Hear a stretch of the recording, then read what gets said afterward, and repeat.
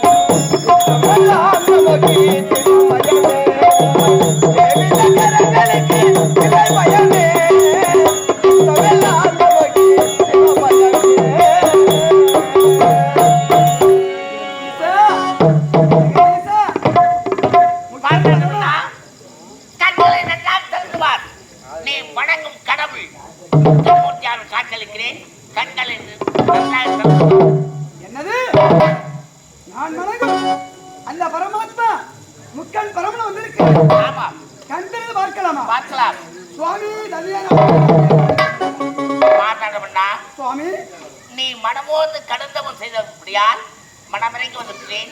உனக்கு யாது வர வேண்டும் கேள், அப்படியே தருகிறேன். சுவாமி, என்னுடைய மகளோ சுதபானு 36 மாதங்களாக கருத்தில் இருக்கிறார். ஆனால் இதுவரையிலும் அவள் வயிற்றில் இருப்பது குழந்தையா கல்லா கற்பாறையா என்பது தெரியவில்லை. அது எப்பொழுது விடுதலையாகும், எப்பொழுது விடுபட்டு கிடைக்கும் என்று அதற்காகவே உனக்கு மாற்றம்னா சுவாமி. மனம் கலக்க வேண்டாம். நீ இங்கிருந்து இல்லத்தில் உன்னுடைய மகள் விசித்தபாடு அழகான ஒரு குழந்தையை பெற்றிடும். சுவாமி, என்னுடைய மகள் குழந்தை எடுத்திருப்பாளா? அப்படியா? சுவாமி மகிழ்ச்சி. சுவாமி, என்னை வணங்கினாள். ஆமா. அதனால் அதனால் மனமும் வந்து ஈசன் அருளால் ஒரு குழந்தையாக வாழ்க்கை. இந்த இரு குழந்தையும் நீதான் வளர்க்க வேண்டும், நீதான் ஆட. அப்படியா?